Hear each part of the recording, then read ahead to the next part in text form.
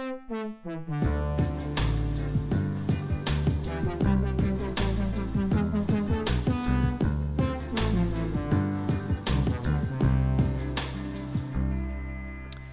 right, this is episode 10 of Researching Happy. I am Matthew Asiello, and thank you for joining us for all of these episodes so far. It's been a really fun ride so far. We have today someone who I'm really excited to share, Dr. Chiara Ruini. So Chiara is in Bologna and has been working on along with her team, just some really exciting work and consistent work for almost, I think, 20 years or something like that. So really focused on something that, is really relevant to the dual continuum model for those who've been tagging along, which is the promotion of mental well-being in clinical populations. So, really understanding what does it look like to try and promote the well-being of those with the diagnosed mental illness. And I think what you hear from Chiara is a real nuance, I think, to how that should be done. I think when we talk about it in sort of really general terms, we overlook some of the sensitivities that are needed when we're talking about treatment and clinical support. So we talk Italy. We talk about cultural and protective factors, particularly of the sort of the southern Mediterranean, and I sort of share some insights of the migrants that I've seen in Australia, the Italian migrants that I've seen, and I guess the Greek migrants as well. And so it just makes for a really fun episode, basically. There were a couple of technical glitches along the way, so Chiara was an absolute superstar, kind of being flexible and understanding, so a bit of the video drops out on Chiara's end, unfortunately, but hopefully it's basically a smooth ride. In terms of the show, it's been 10 episodes. We've had listeners from around the world. I thought I would quickly read the list of countries. So we've got Australia. This is in rank of percentage listened. Australia, US, UK, Denmark, New Zealand, Germany, Ireland, Philippines, Netherlands, Brazil, Egypt, Taiwan, China, Canada, Thailand, Turkey, Israel, Japan, Austria, Finland, Spain, and Hong Kong. So, really pleased to see that. I guess that's the power of the internet. I do note that there are no Italians in that little chart, so hopefully we can do something about that. But otherwise, enjoy this show. You can help support the show by sharing and subscribing. I think I'm starting to get a bit of a better idea of who's enjoying the show and who's following and listening, and it looks to be a lot of students.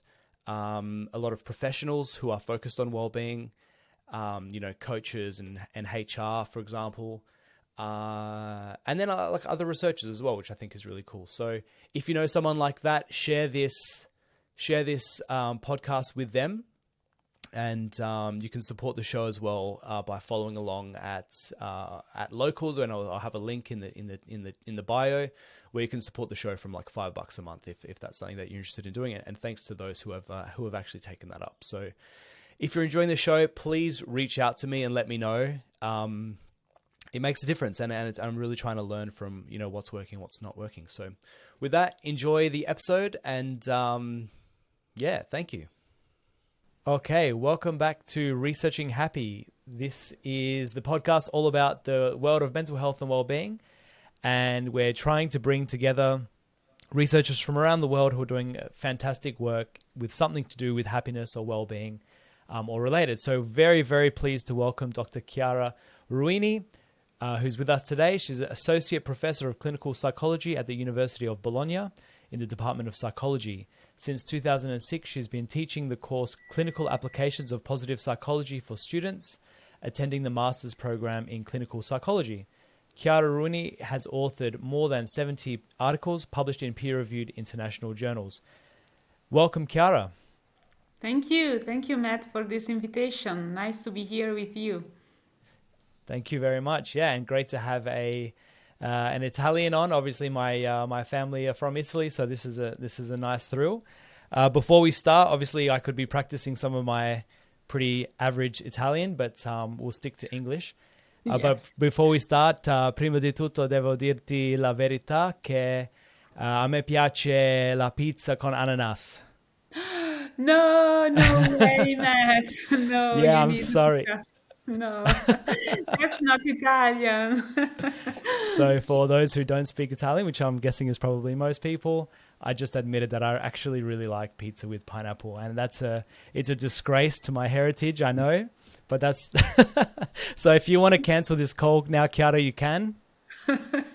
I would do that. It's Yeah. just spoiling a good pizza, putting the pineapple on it, according to the Italian standard, of Yeah, course. look, and I think they're right to be honest with you. But anyway, if you can forgive me, we'll continue. So, um, Chiara, on this podcast, I think we've had a real interest in the dual continuum model of mental health. So that idea that it is possible to build well-being despite the presence of a mental illness. And when it comes to that topic and actual interventions and clinical work, I think your name is, along with Professor Fava, are just top of the list.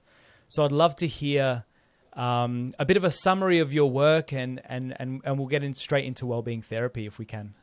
Yes, sure. Well, well-being therapy and the promotion of well-being in clinical practice has been basically my theme of my career. I've been doing that since my PhD. So starting working with Professor Fava, back then he was my mentor at the PhD program in the University of Bologna, and it was at the beginning of the century, basically of the millennia. And back then, the real problem in clinical practice and especially in mental health was the prevention of chronic depression or the relapses in severe depression. And this was really huge theme for clinical psychologists, for psychiatrists, and that's when basically Professor Fava and our group of clinician and researchers, we start approaching the positive psychology perspective and the various model of well-being provided back at that time.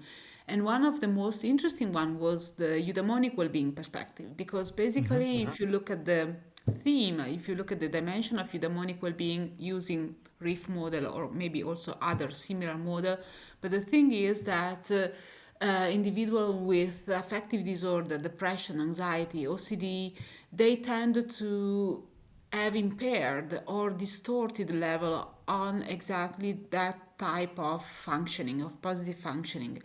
So maybe the idea back then was that promoting those dimensions of well-being could serve to to help those patients to achieve a more balanced approach with life, and then to have less risk of relapsing into their illness. So that was basically the baseline, the Yeah, starting point.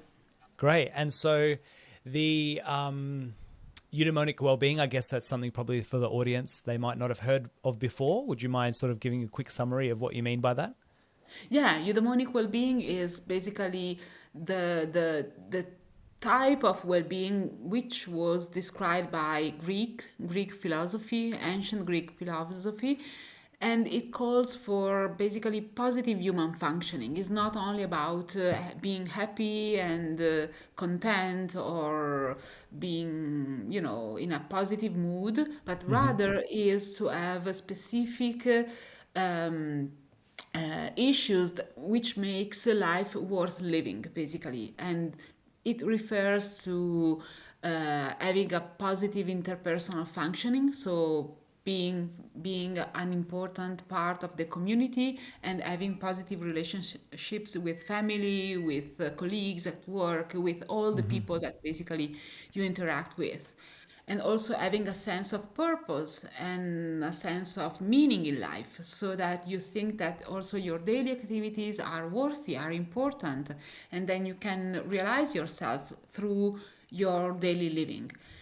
And overall, eudaimonic well-being is that branch of well-being which put a little less of attention on positive mood and a little more emphasis on engagement or on Hmm. achievement of direction in life, on purpose in life, and all the important connection with other people in your life, being very, Yeah. very much summarized.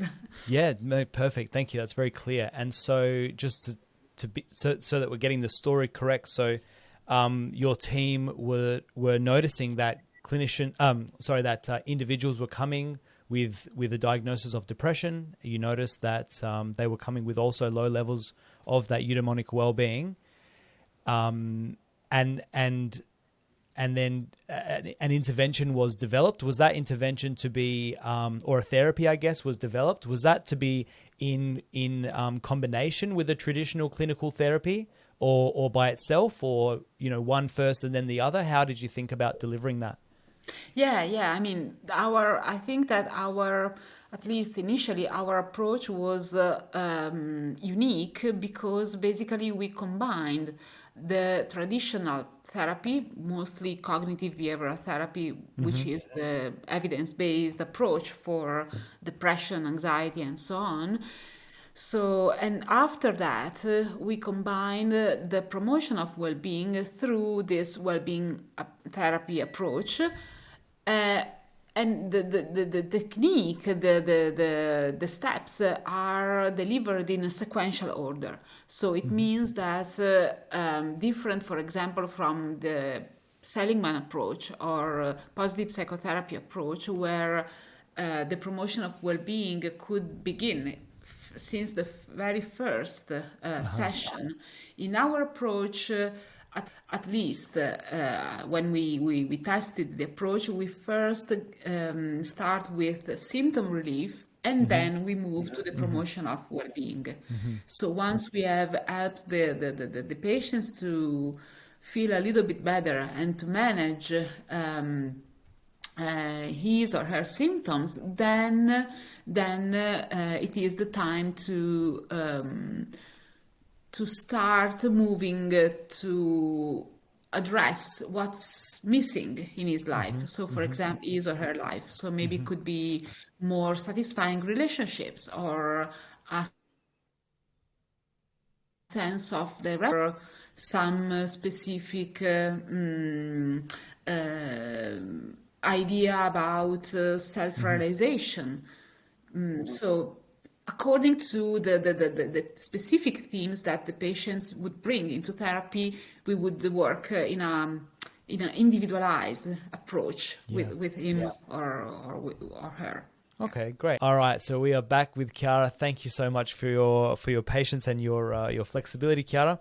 So we were just discussing well-being therapy. You mentioned there was a bit of a timing strategy for well-being therapy, which was to first, um, I guess, use some more traditional CBT techniques to reduce distress before going into some well-being promotion activities. But my question was, how much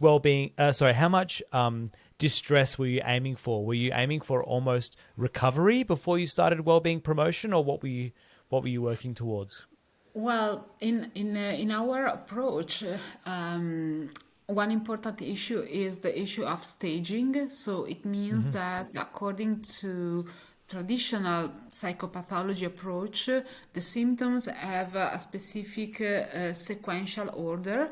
So it means that usually in depression or anxiety, there is a prodromal phase where symptoms are not so intense, and then, if not treated, they progress and then they become intense in the acute phase of the disorder. Mm-hmm. And that's where usually patients ask for therapy or for treatment, and that's sometimes where psychiatrists can also prescribe drugs Mm-hmm. for Mm-hmm. the up the peak of the symptoms. And after that, the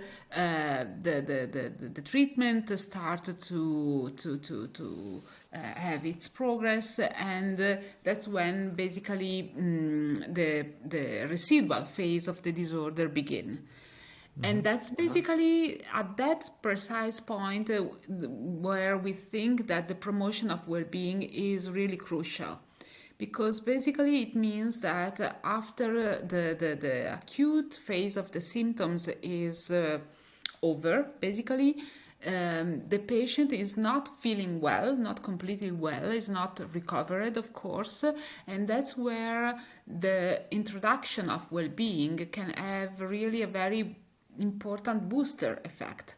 So to help the patients to become aware of things that are not working in his or her life, and where basically the patient is more open to make changes because he or she is not so overwhelmed by the stress, and at the same time is not completely fine, is not completely done with that. So if we use this time perspective, the promotion of eudaimonic well-being, so a better relationship with other, a more sense of purpose and direction in life, a sense of having a contribution in family functioning, community, and so on, becomes really appropriate in that precise moment of the therapy. And usually patients are very open to go on working on those issues. Yeah, okay. And so on average, how long does wellbeing therapy last? Is it prescribed for a certain number of weeks or sessions? In our research approach, so in the validation studies, we usually used a format of 8-10 sessions. But of course, over the course of the the time, we have also extended the treatment, and usually we can also have a longer treatment, or having an intense 8 sessions, one per week, and then maybe to have booster sessions, follow-up sessions for a total of, let's talk about 6 months, 1 year of therapy maximum, in my clinical perspective.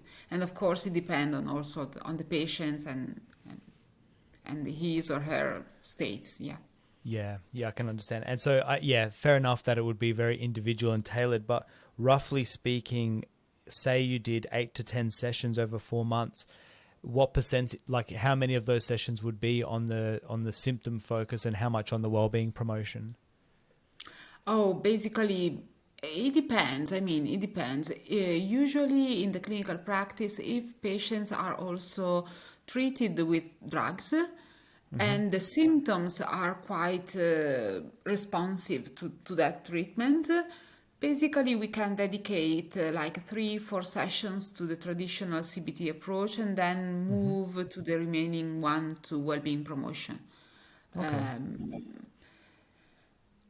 But I'm quite flexible. I mean, it depends. It depends, and sometimes Yeah. over the course of the years, I also transformed the approach into more nuanced approach. So sometimes it happens that during a session we discuss about symptoms, but then we move to well-being, or vice versa, or Yeah. we start by discussing some well-being issues and then maybe some specific indicators of symptomatology do appear. So it's more nuanced now. Yeah. It's more, No, that's I great. think, more natural. Sure. And then what are the types of activities or the sort of the techniques that you're using for the well-being promotion? Well, also in that case, we discuss with patients, with clients, their specific goals. So let's see, for example, that a patient wants to improve relationships, interpersonal relationships. We may start with finding strategies to dedicate more time to spend with friends, for example.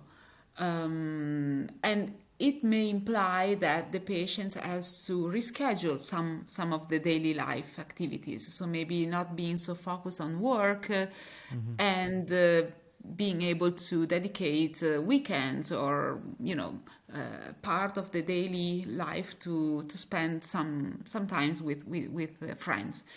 In Italy, we can prescribe a coffee or aperitivo with some friends that you don't see for a while, or something like that. Or it could be something. Some techniques are basically also common to other third wave psychotherapy. So, like, for example, ACT or mindfulness.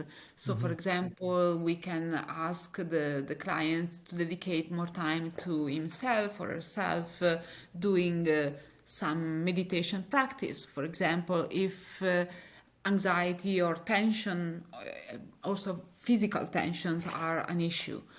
Um, or we can have a more existential approach. So basically, after a severe episode of depression, maybe clients start to asking themselves if life is worth living, if their uh, baseline status is what they really want for themselves.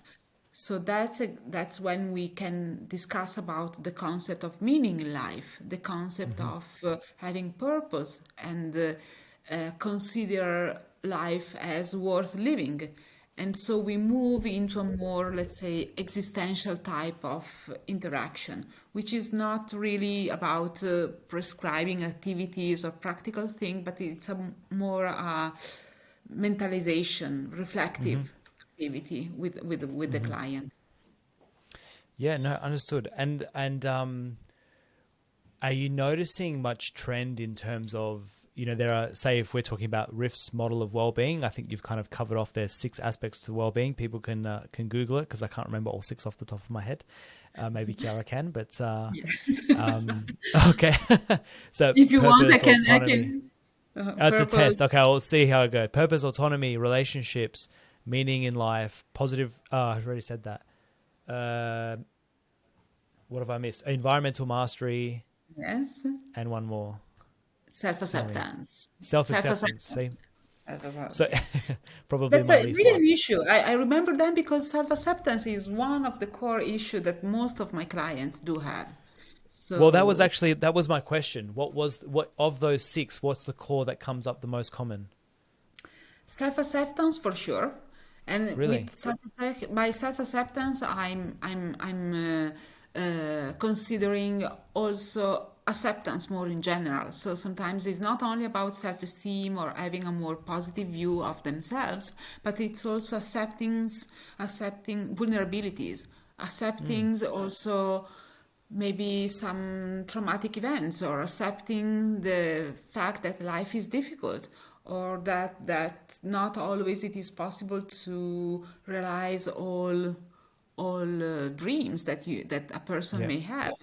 So acceptance is really a core important issue. And also, for example, acceptance and commitment therapy has the same focus. So there are, some overlaps with also other techniques, but the idea is that by accepting, you're not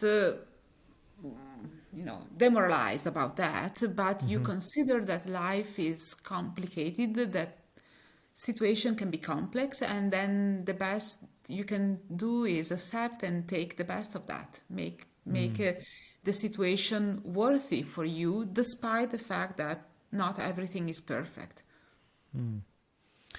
Great. That fantastic answer. I think more and more people could be doing with that message. I think. So you've been doing this for almost 20 or maybe more than 20 years, focused on wellbeing therapy, which is incredible. I think that's been a recurring theme in these conversations. This is, I think maybe episode 8 or 9, I can't remember, but the recurring theme has been how slow this process is, especially if you want to do it the right way and make sure that you're doing things safely.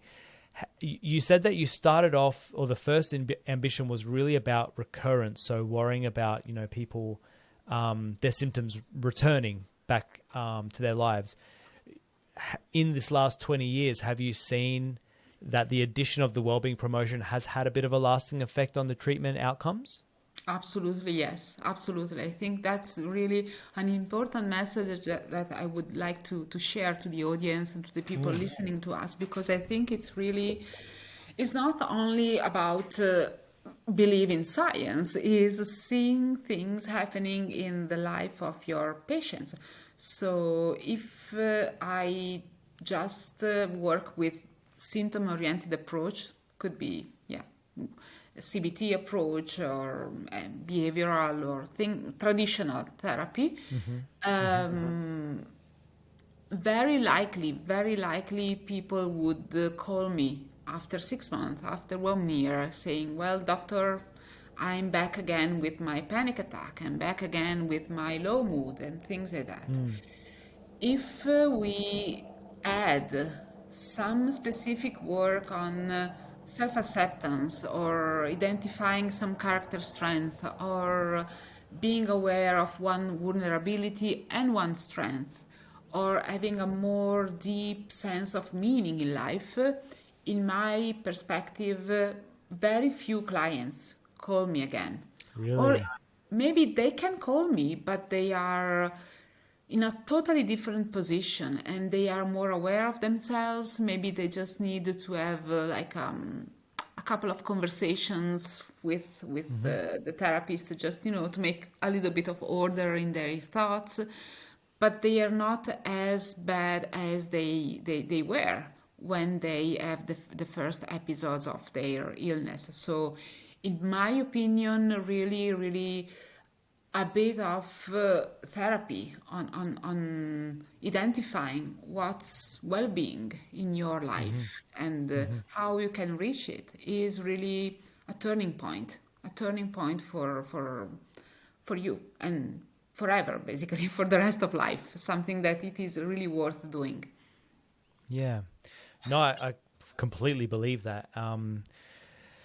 There are all these models of this idea of personal recovery. I'm not sure whether that's very familiar for your work or, very relevant, that idea of, for example, the CHIME framework. So um, for people that are listening that haven't heard of this before, there's a bit of a distinction between personal recovery and clinical recovery, where clinical recovery is basically a clinician having assessed that you no longer have a disorder or you no longer have, significant levels of symptoms, whereas personal recovery is more often in a recurrent disorder or in something that might be chronic,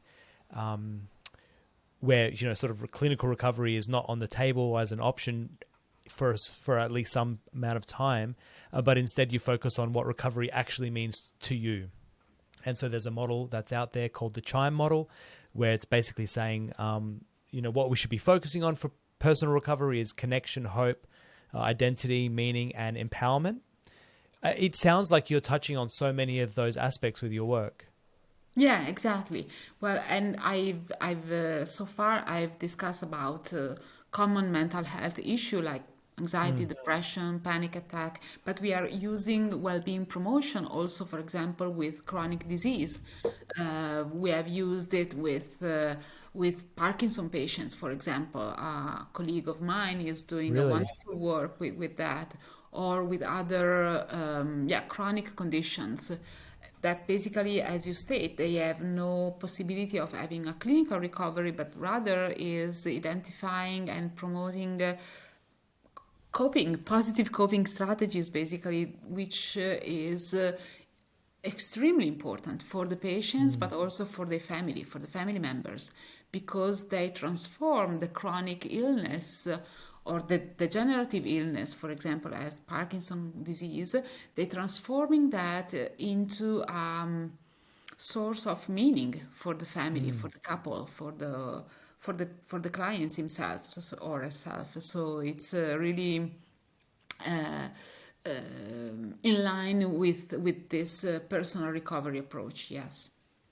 Yeah, well, and so like we said, you and Fava and the rest of the team have been working along very hard for the last 20 years with a significant amount of evidence now behind you. How has this wellbeing therapy been received in Italy and around the world? Well, in Italy at the beginning it was a little bit difficult because all the positive psychology movement was not really so welcomed in the let's say Latin Mediterranean part of Europe compared Okay. to US or also Australia. I mean, where it was much more welcomed. But now Yeah. things are very different. Yes. Can I ask, why do you think that was? I think because of a little bit of skepticism about Mm-hmm. the American approach, the pursuit of happiness thing, or the so one of the core answer question, sorry, that I received was, yeah, you are researching on positive psychology, but is there a negative psychology, and what the rest of psychology think? Also my colleagues, I mean, I was at the beginning, it was quite there were quite resistance into Yeah. understanding the but now things are very different, and we have also scientific societies in Italy, in Europe, in every Mediterranean country. We have societies of national society of positive psychology. So the situation is much different. Mm-hmm. So it means that nowadays either well-being therapy or other positive interventions are really very much welcomed, not only or not exclusively in the clinical settings, but more than that, for example, in schools Yeah. or in educational settings, or combined with other quality of life interventions, as I mentioned, with chronic conditions, maybe in hospitals, maybe in also with personal. We are working on promoting resilience in healthcare workers, for example, after the Mm-hmm. pandemic. So it means that the interventions for the promotion of well-being are much more expanded now and well accepted, absolutely well Mm. accepted.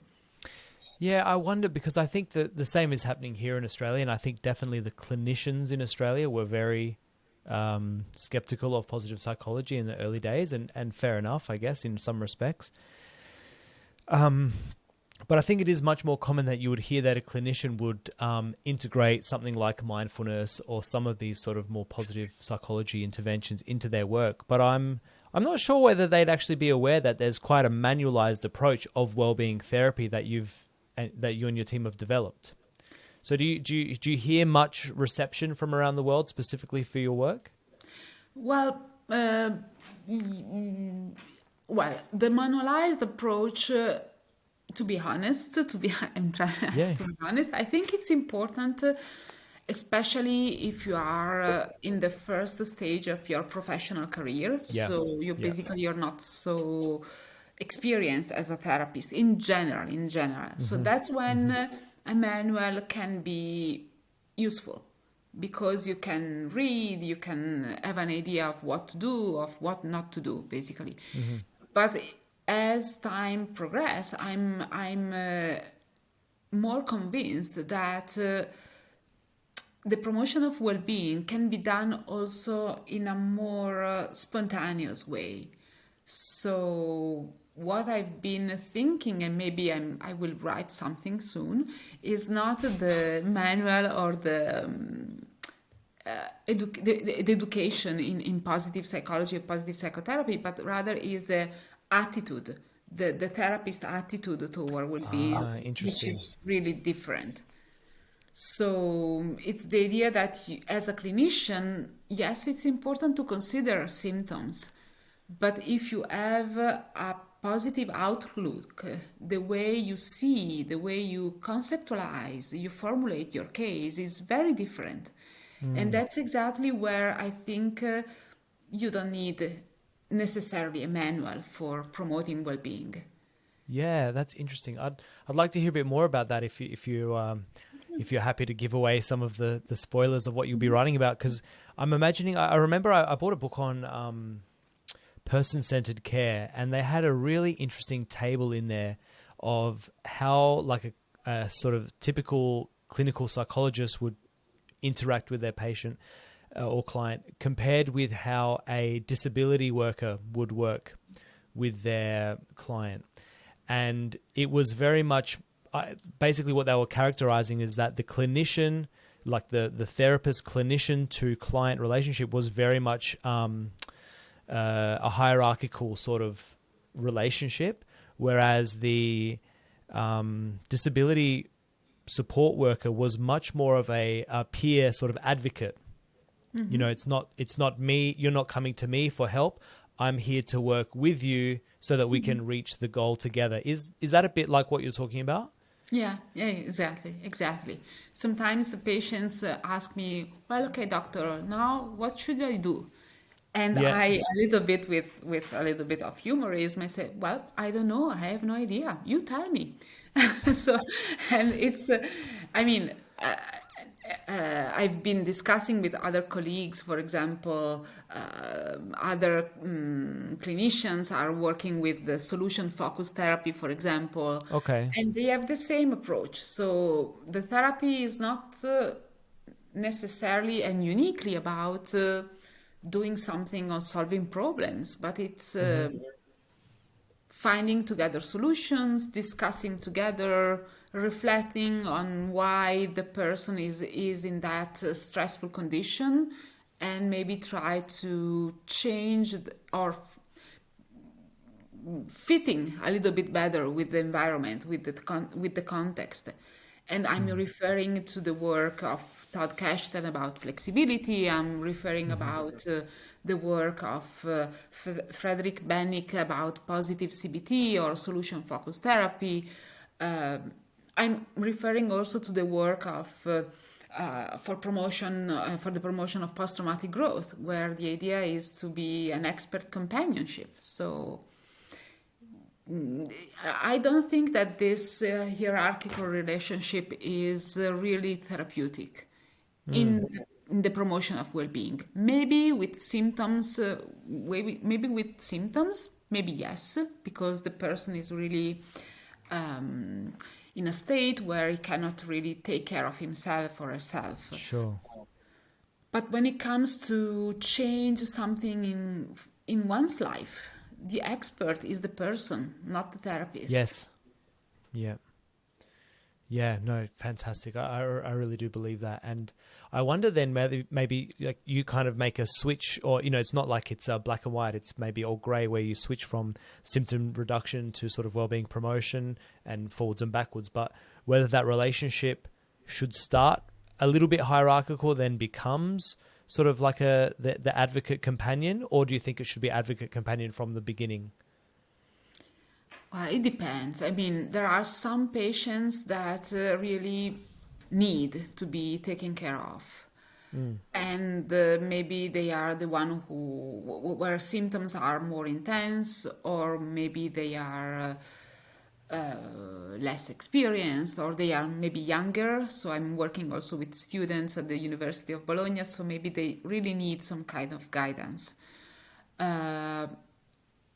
But for example, if we think about middle-aged clients or maybe older clients, in that case, I think that the guidance is not necessarily the best approach, because maybe the companionship, the try to understand, the empathic approach probably is more welcomed by the clients. Sometimes there are clients who are a little bit resistant about the idea of therapist. I'm not crazy, doctor. I'm not crazy. So that's important to reassure them and say, Sure. well, I don't think you're crazy. I think you need to some help to work these things out. Great. That's really interesting. I'm just thinking what we spoke about. You mentioned, I guess, the skepticism that was perceived in Italy. I was wondering whether, now I look at Italy probably with maybe rose-colored glasses sometimes, but I wonder whether the sort of, we've spoken about this briefly before we started recording, but the protective factor of culture in Italy. I wonder whether Italians were maybe perceiving a lack of well-being, maybe as much as, say, Americans or Australians may have been, probably without such a social and warm culture. So, maybe like it was a more conducive environment for positive psychology messaging. Do you think that the sort of, I saw that you did a study on, or a book chapter might have been on wellbeing culture in Italy, Greece, Portugal, and Spain. Would you, what do you think of that?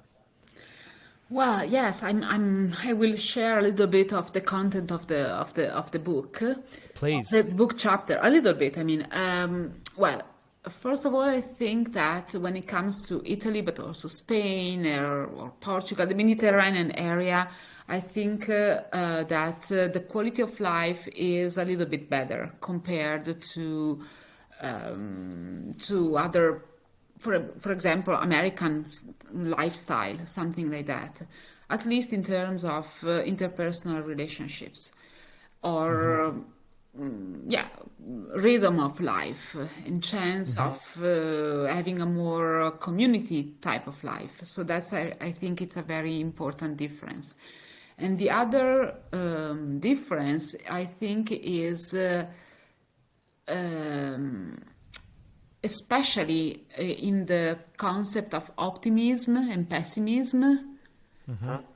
I think that Italians, but also Portuguese and a little bit of the Mediterranean area, maybe they do not put so much emphasis on optimism, and rather they enjoying a little bit of pessimism, a little bit of cynicism, which is more culturally embedded. I mean, for example, if we think about people from southern Italy or in Italy in general, they tend to be a little bit more scaramantic, you say so. So they don't want to put so much emphasis on positive things.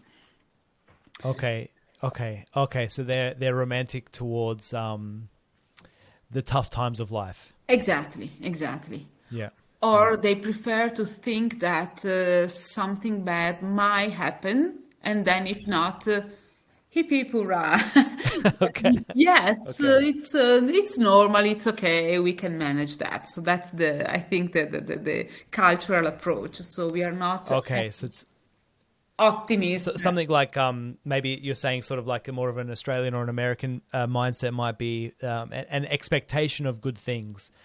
Whereas the Italians don't necessarily have that expectation, and therefore they're less disappointed when it may not happen. Exactly.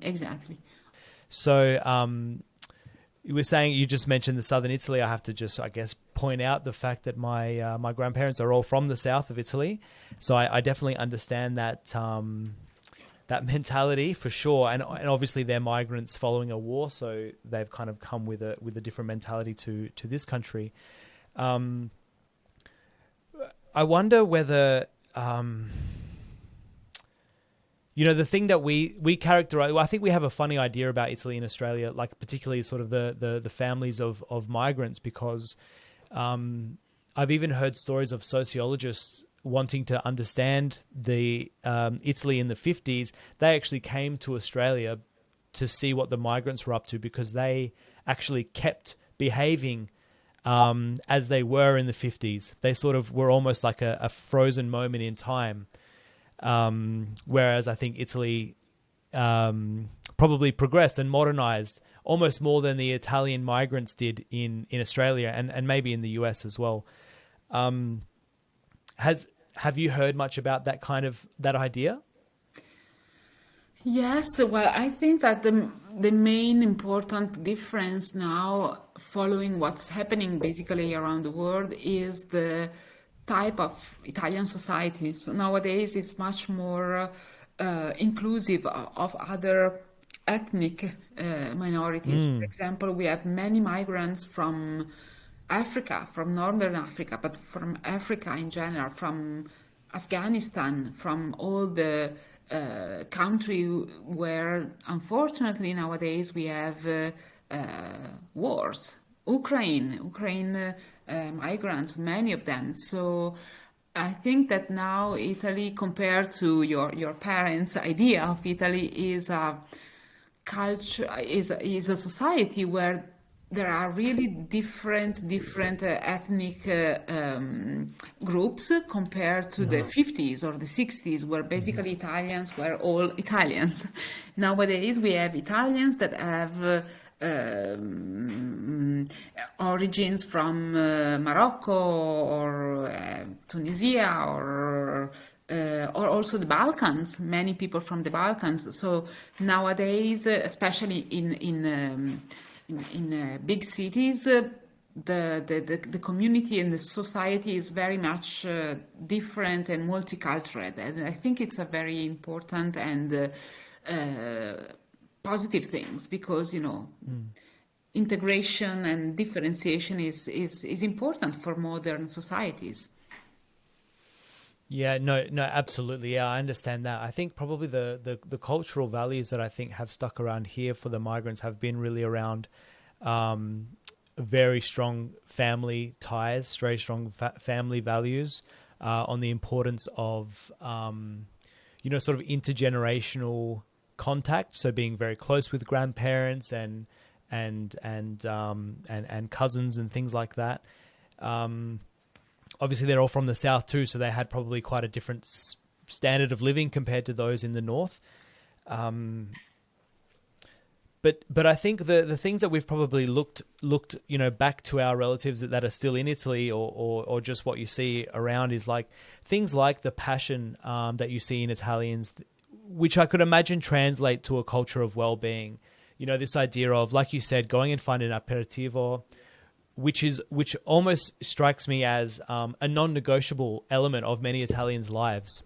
I remember, for example, that I mean, tell me if I'm wrong, but I remember we when I was in high school, we did a lot of exchanges, and we had Italian kids lived here, and then we went to Italy as well.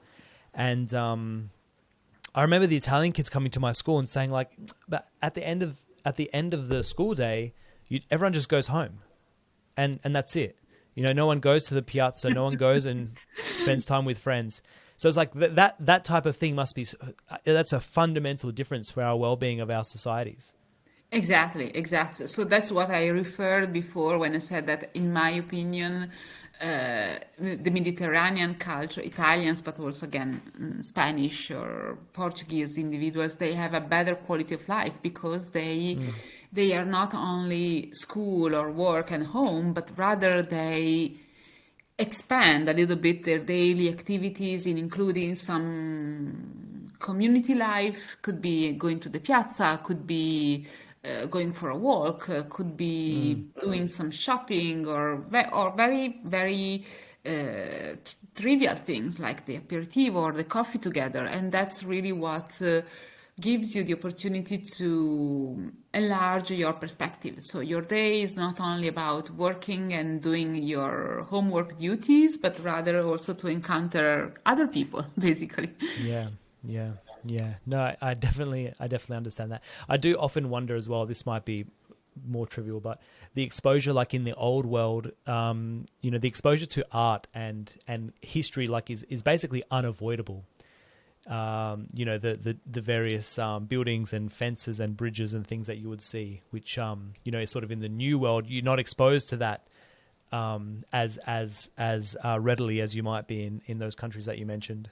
Yes, and maybe this is also the reason why we like to keep tradition as they are, because we see tradition everywhere. It can be a church, can be a piazza, can be like a monument, and everything reminds of something before us. And the food also, the food is very traditional. I mean, every part of Italy has its own special dish, and it's so basically, yes. I mean, every time you go out, you are embedded in this culture that reminds you of where you come from, and maybe it is important also to give you a sense of who you are, a sense of identity.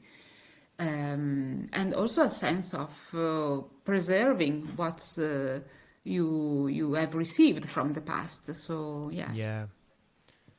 Yeah, no, absolutely. That's really interesting. What's your favorite aperitivo? Can I ask quickly? Oh, Is there such a thing? oh, well, it could be. Well, I like white wine. So a Okay. little bit fruity white wine. That's Okay, my great. enjoyable drink. All right, very nice. Yeah. Are you from Bologna, by the way? Close by. Not Okay, not great. Bologna city, but close by. Okay, great. Yeah, and so I mean, and then I mean, as with any culture, they're the extremes of both. You know, whatever is good in too much can become harmful. And I'm thinking in terms of soccer. You know, the soccer and the passion. Um, you see that firsthand. Some of the downsides that happen in the country too. So it is something that has to be managed and controlled in some way too, right? Yes, yes. I mean, I think that's the other idea and that's important also in therapy. I mean, everything's put at extreme is bad. I mean, you can be extremely passionate and then becomes obsessed with something. Can be soccer, can be food, can be wine, or can be anything. I mean. One of the problem that I usually or very often I explain to my clients is exactly these things here, that there's nothing wrong in being passionate about something. There's nothing wrong about having this sense of purpose and things like that, but put at extreme level, and that's where also the positive psychology 2.0 is bringing about. So everything has to be managed with a more flexible approach, more balanced approach, more nuanced approach. So also the passion, also the culture, the sense of identity, everything should be integrated in a more flexible way because, as I mentioned it before, context and life situations tend to be very complicated and complex nowadays. So it is important to be open to change a little bit, to modify your attitude, to be more in line what with the environment request. Yeah, there was a book that someone passed to me, a professor that was here in Australia, but he's actually moved back now, I think, to Milan. He talked to me about, he passed me this book about Italicity. I don't know if you've ever heard of this. Yeah. Oh, you have? Yeah. Okay, great. So I didn't know whether it was very popular or not, but that idea of it was kind of speaking to what I was thinking, that I do believe there's probably something in that southern Mediterranean culture that could become almost a well-being export to the rest of the world. And it has nothing to do with nationality, and it has nothing to do with race or skin color or passports or anything like that. But it was a commitment to some of the things that are highly valued in that part of the world. And I think it was things like, a strong commitment to design, to passion, to quality, to fashion, and more fashion in the sense of like a style. And there's ideas, are you sort of familiar with this? Yes, but maybe it's important to, if you want to share it with the audience, it could be a little bit more. Yeah. Yeah, no, it was this. Yeah, I just thought it was really interesting because we sort of have observed the life lessons, I guess, that we've picked up from our grandparents and what we see in our relatives that remain in Italy, and there are aspects, I think, that are culturally Italian, in some parts of Italy, say, but for example, if we think about, the trend of fast fashion, the idea that there are, new clothes coming out every month now, like big companies just pumping out all these clothes, which are, they fall apart very quickly and don't last and whatever. Whereas, say, what we have seen, it's obviously not exclusive to Italy, what I'm talking about, but a population with a commitment to style, and design, both in appreciation for manufacturing, almost, is I think what I'm talking about. That actually that is a culture that would actually resist against something like fast fashion, if that makes sense. So it actually is protected from some of these sort of global trends that we think might actually be doing harm in the world and to the world. Does that kind of make sense? Yeah, it makes sense. It makes sense. But to be honest, also in Italy, these type of things, type of factory are changing and are very few because of the sustainability. It's very difficult to be competitive against big companies, international big company, and so it means that also this Italianicity that you were referring to, unfortunately, I don't know how long it will last, because I think it's very, very important, and it is absolutely sign of quality. I mean, if you think about clothes or shoes or maybe also cars that come from Italy, they are really the top quality. But unfortunately, quality require time and require investment in time, in money, product, and I don't know if it is sustainable with the type of economy that the world or Europe has going through. And you mean, I guess, sustainable in the sense of financially sustainable, Yeah. but because like the paradox is that the products that they're creating are actually extremely sustainable. Yes, extremely sustainable, but they tend to be a little bit more expensive than Yes. the typical big industry clothes or shoes, and so sometimes families, average families, do not really cannot really afford that, even if in the Yeah. long term it will be more sustainable, of course. Yeah, that was an interesting perspective from this professor, like I was talking about. He coming from Milan to Italy was from Milan to Australia was, I think, frustrated at the reputation that Italians had in Australia. Because everyone was thinking about the migrants, basically. So thinking about nonna, thinking about pizza, pasta, cooking, and these sorts of things. And he was saying, like, this is a country of high-end manufacturing and high-end design, and from almost like from a sales and reputation perspective, he thought that this Italicity was potentially a competitive advantage for Italy going forwards. But yeah, it was just an interesting perspective. Sorry, I don't know whether that was a bit of a diversion from well-being, but I can see that it has very close parallels, that a culture that has a focus on these aspects would end up with that quality of life that you mentioned, or with higher levels of well-being.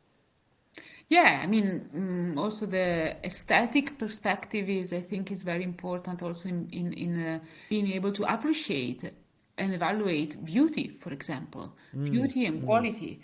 And sometimes that's exactly what is implicitly embedded in Italians or people in Europe, because they are exposed to beauties, to monuments, to artworks, ancient artwork, and being able to appreciate that is part of life, and it's part of also promoting well-being, because once you are able to appreciate good wine or good clothes, or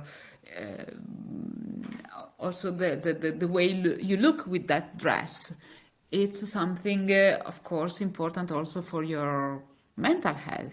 I mean, again, one of the signs, especially for women, but not only for women, that depression may start coming again is when you don't care about what you're dressing, what you don't care about your external look, and so having a more, let's say, Italian perspective on that may help clinicians to have a better sense of what's happening in their clients, right? So sometimes, Yeah, no, I understand. Yeah.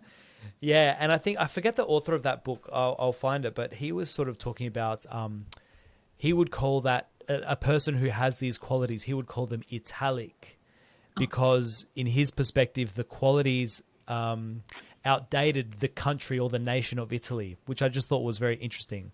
I think he said, for example, Dante Alighieri would never have heard of Italy, but he was an Italic. Interesting. Yes. Yeah, it was a Answer. strange Yeah. it was a strange sort of, it was kind of like historical, but anyway, sorry, I don't know if that's just been completely random and people have just said, just like, I came here for well-being, now you're talking about all this stuff. So I mean, that was the sort of the cultural thing. I don't know that many people are doing that type of research. I don't know whether you've come across it so far. Like, you've obviously written this chapter, but is that something that you're sort of hearing more and more about, like the cultural influences on well-being?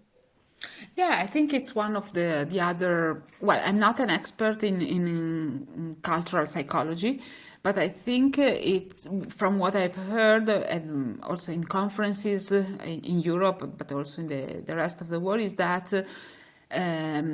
well-being and cultural influence is becoming really an issue, a theme to be investigated, to be understood a little bit better.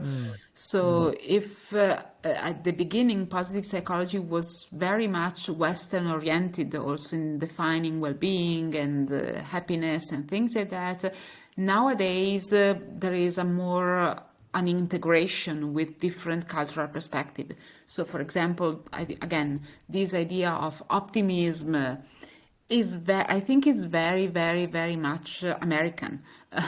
In Europe, we are not so optimist. In Italy, not for sure. I mean, Portugal, not for sure.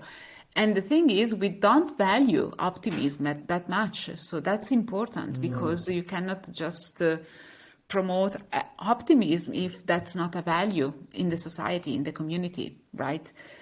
Of course, it doesn't mean that that pessimism is good, is okay. I mean, pessimism can be associated with depression, with anxiety, with many mental health issues. So again, this balanced, nuanced approach, I think, is my take-home message, right? So, and maybe well-being therapy is Italic in the sense that it is really much tailored. So as the quality of a good dress or a good shoes is made on the specific need of that client, the same is the clinical approach that we have developed. Yeah. So the manual is more for educational purposes, but then the way you interact with the client is really in line with this Italic approach. So tailoring everything with the client and based on his own specific needs. Yeah, great. All right, very cool. So what I thought we could just finish the conversation with is that you were telling me in the sort of, as we were communicating to organize this conversation, that you've been working on a grant. And I think that this is an aspect of a researcher's life that people that aren't researchers do not have any understanding of. Firstly, because I think, as you mentioned it, basically when I'm writing the grant, everything else basically stops. There's a lot of pressure because obviously this comes with career. Sometimes it comes with a career, like, I don't have a job if I don't win this grant. But it comes with progression and being able to do the parts of the research that you're actually interested in. So it would be great to hear about this grant that you've recently submitted if you feel up to that. But mostly like hearing about how does it work in Europe? Like, have you got European collaborators or how's the process of writing this grant been? Yeah. So thank you, Matt, for mentioning this because it gives us the opportunity to talk about positive psychology in Europe in general and positive psychology research. So basically, this is the grant that I have just submitted is a European grant. So it means that the European Commission gives money. It has a program called Horizon Europe. And the program began basically immediately after the pandemic and will last until 2027, right? So it's a program where there are money put into specific teams for to be basically investigated by researchers. So I think the the peculiar aspect of European research when founded by the European Commission is that the European Commission has already decided some topics that need to be investigated because they are basically a problem. They are priority area. Exactly. So basically, the priority area now is basically the healthcare system, Yeah. because of course it has been absolutely stressed out by the pandemic, and because the pandemic emphasized the stress, the problems, the extreme severity of the condition of the healthcare system in all over Europe, basically. And then in certain countries more than in others. For example, in Italy, we have this uniqueness of the national health system. And so it means that for basic care, citizens do not pay for going to the hospital for basic care. And this is, of course, something that needed to be preserved. So the grant we submitted was basically based on promoting resilience according to the positive psychology perspective for healthcare workers. So it means that instead of studying burnout and stress and negative things in medical doctors, nurses, social workers, and so on, we studied those things, but with a positive approach. So we studied also coping mechanism, optimism, eudaimonic well-being, purpose in life, because basically in our experience during the pandemic, doctors and nurses and those who did their crucial job in a healthcare system was totally driven by their meaning in life, by their sense of engagement, by the sense of generosity, right? Yeah. And so the idea is to basically collect data on those issues and see how these data are protective in terms of burnout and stress for healthcare workers. And so that's basically essentially what we have tried to put up together with colleagues from Spain, Germany,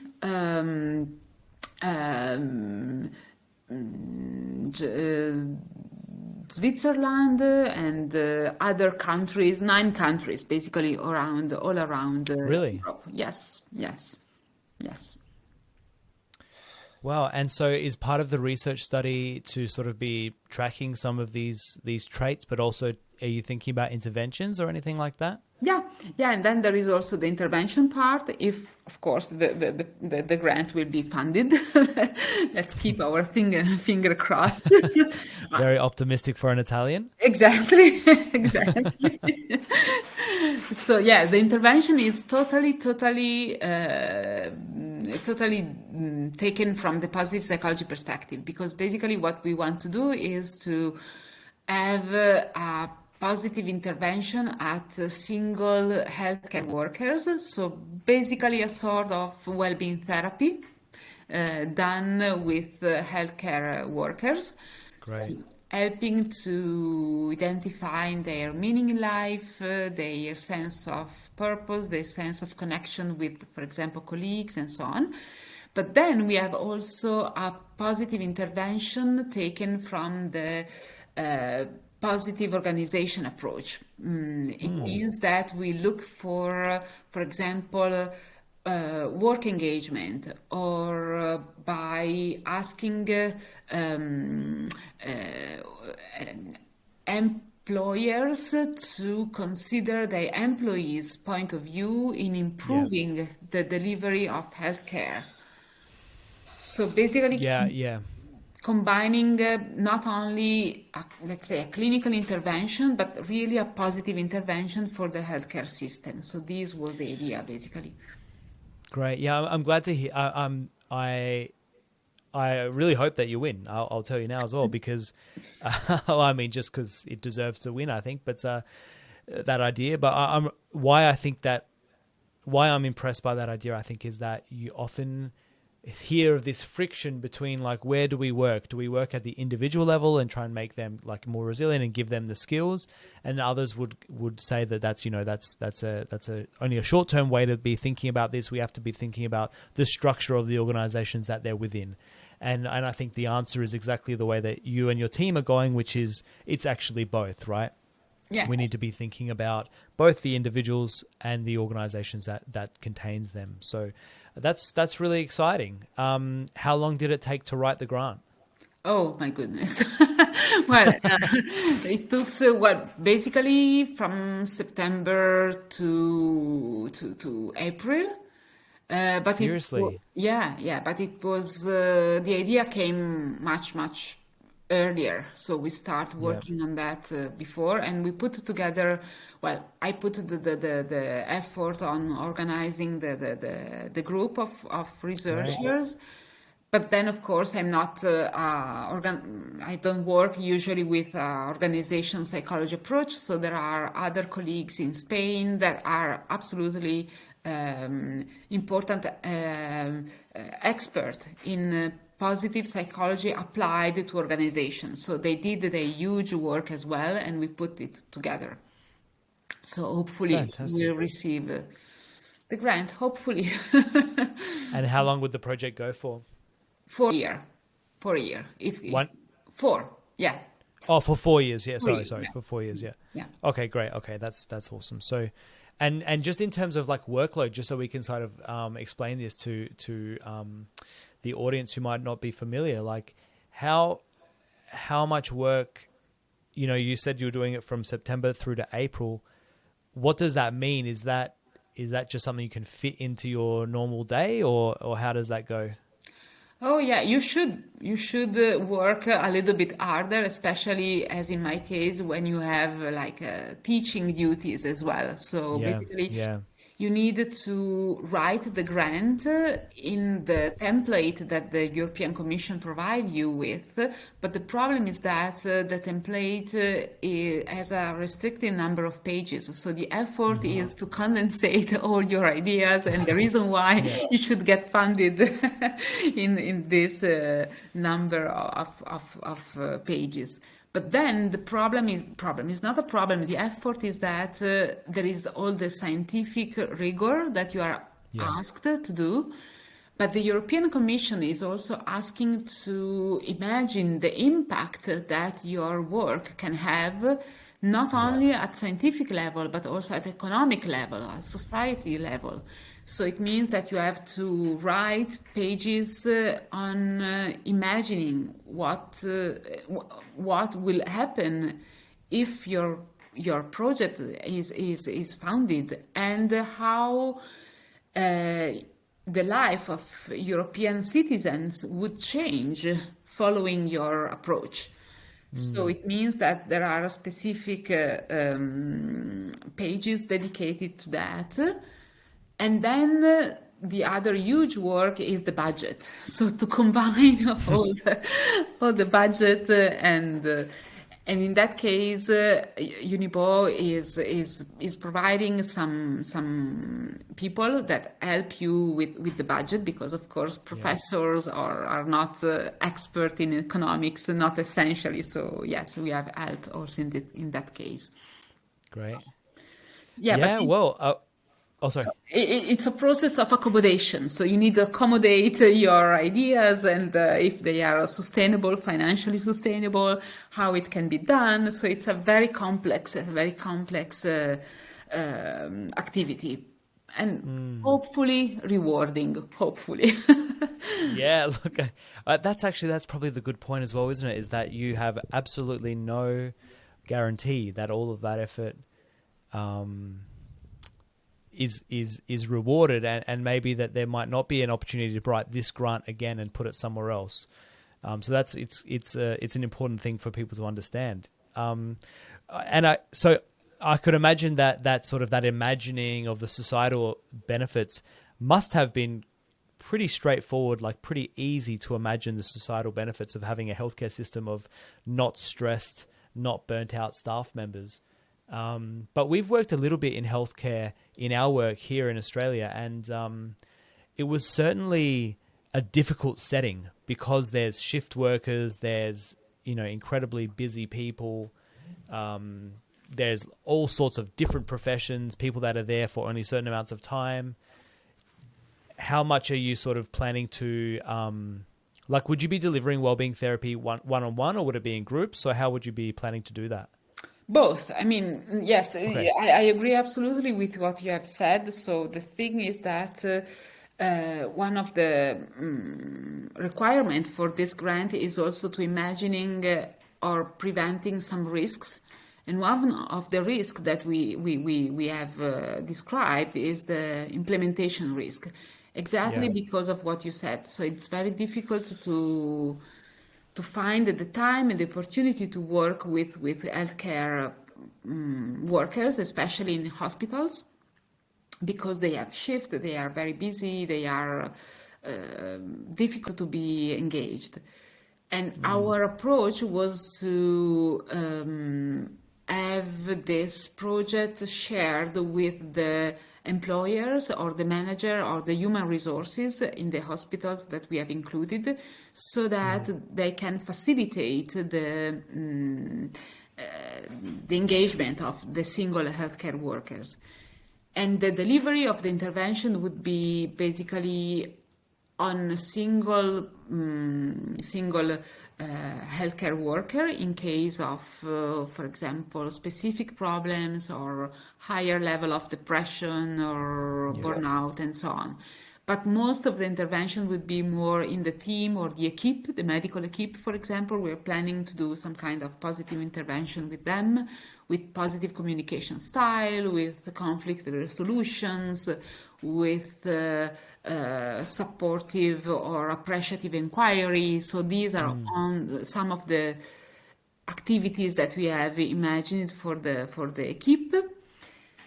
And then, if possible, also to include some of the human resources managers to have a better idea of the difficulties, but also of the motivation that can be promoted in their workers. So we call it a top-down and bottom-up approach. Yeah, yeah, yeah. No, that sounds really powerful. I could imagine the other, so I guess why I brought up the implementation difficulty was that in terms of imagining the benefits, there's kind of that idea that if you could make it work in a hospital, you could probably make it work anywhere, which more or less. But the other side of it is that this is such a worldwide problem. I think my wife, we had a baby about 6 months ago, and she had a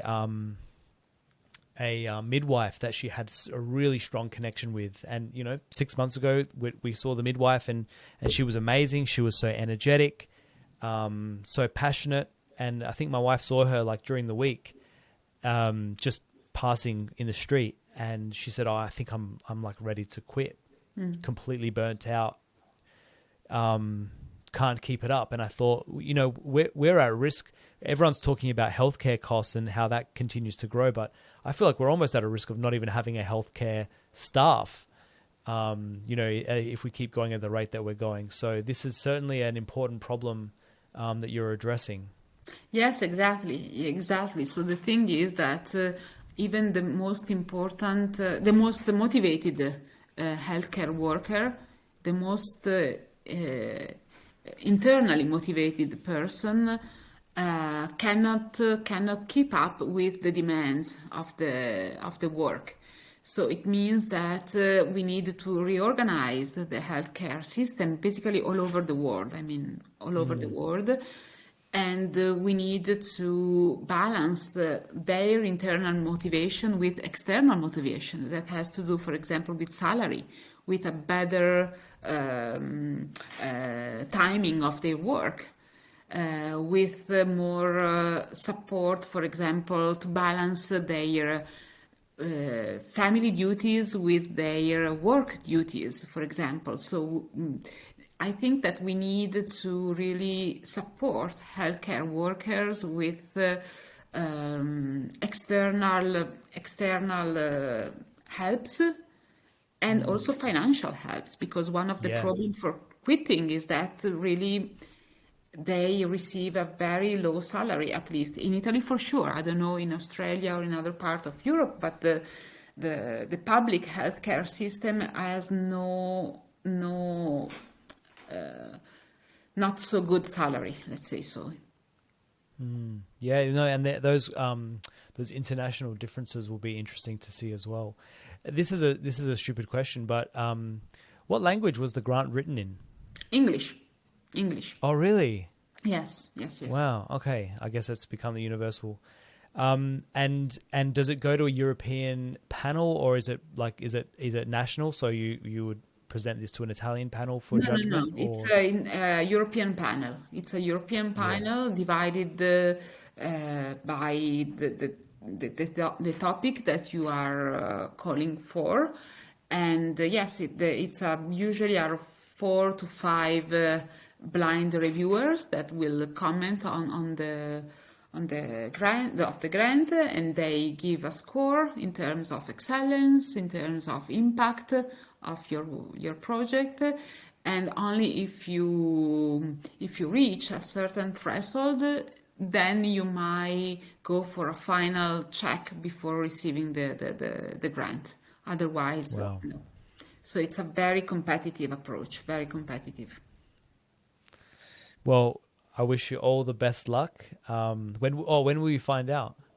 Probably after the summer, late summer, Okay. August, or end of August, or Yeah. something like that. They had this challenge in Italy, in Australia, where they were releasing the results like just before Christmas, and so really sort of ruining everyone's Christmas for the people that didn't win the grant.